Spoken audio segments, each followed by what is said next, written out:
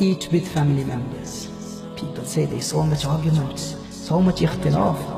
The daughter doesn't listen to her father, the daughter-in-law doesn't listen to her father-in-law. So much nafra within the house, there's no sukoon in the house. Why is there no sukoon in the house? Because you don't eat together.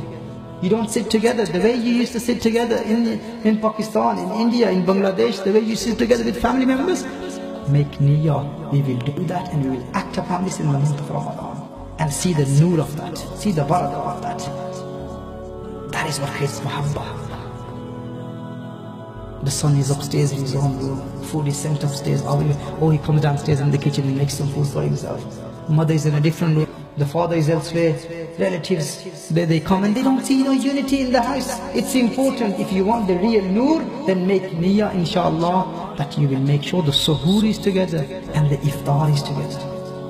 Another important point, do not waste food, brothers and sisters, in the month of Ramadan. This is something that hurts the most.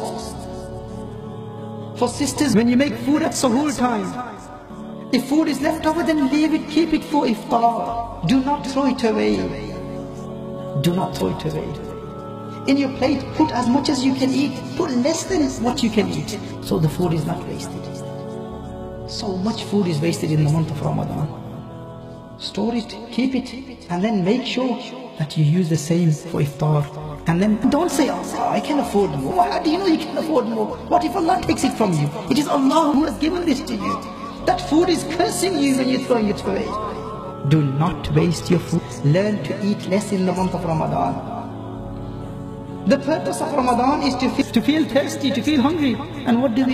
We end up overeating at iftar time. We eat too much in iftar time. We eat too much at suhoor time. Remember the hadith of the Prophet ﷺ, just one nawala, one morsel, just a bit of food is sufficient for Ibn Adam, for the son of Adam.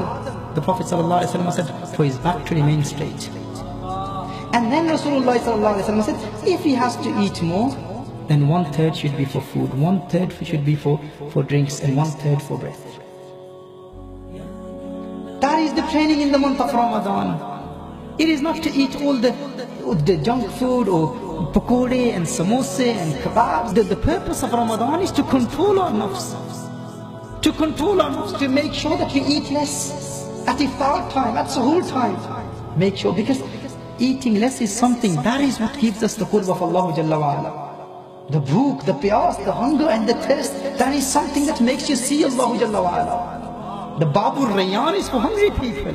It is for thirsty people. I will talk about that. But what, it defeats the purpose, the maqsad. What is the maqsad? The point is to feel hungry in the month of Ramadan.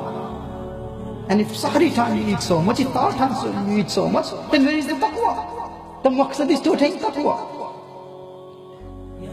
So point number 11, eat together, eat less, and do not waste food.